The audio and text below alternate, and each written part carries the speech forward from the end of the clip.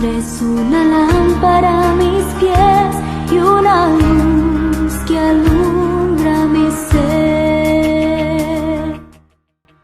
Bendecida noche para todos. Para el día de hoy vamos a estar haciendo un breve resumen de la primera carta de Pablo a los Corintios en el capítulo 1. En la introducción a esta epístola deseamos ver en primer lugar a quién fue dirigida y las circunstancias que rodearon la escritura de la misma. La carta fue dirigida a la iglesia de Corinto. Pablo la escribió desde Efeso en los años 55 al 57. Corinto era el lugar más pecaminoso de todo el imperio romano en los días del apóstol Pablo. Se le ha llamado el Bazar de la Vanidad. Está localizada a unos 70 kilómetros de la ciudad de Atenas al oeste, en un istmo entre el Peloponeso y Grecia continental. En los días de Pablo tenía una población de unos 400.000 habitantes. La población estaba formada por gente de procedencia griega, de judíos, italianos y muchas otras nacionalidades. Marineros, negociantes, aventureros y refugiados de los 4 puntos cardinales del Imperio Romano deambulaban por sus calles. Aquí tenía lugar una especie de feria de la vanidad.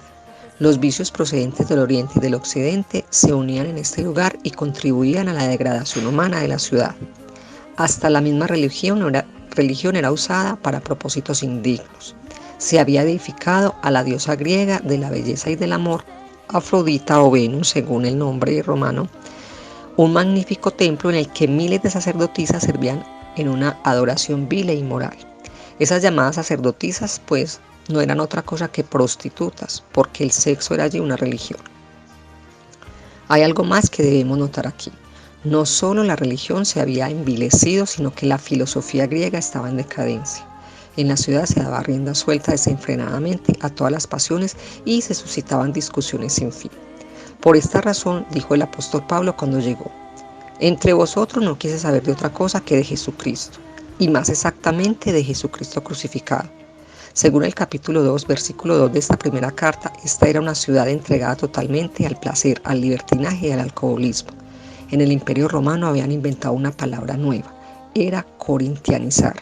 Cuando uno se había corintianizado, quería decir que había alcanzado el límite de la bajeza moral. En este contexto de corrupción, el apóstol Pablo predicó el Evangelio. Ahora pues, cuando Pablo llegó a Corinto por primera vez, predicó en la sinagoga y, como solía ocurrir, se produjo un tumulto. Pablo estaba generalmente implicado en desórdenes públicos o en movimientos de renovación en los lugares que visitaba, y Corinto no fue la excepción.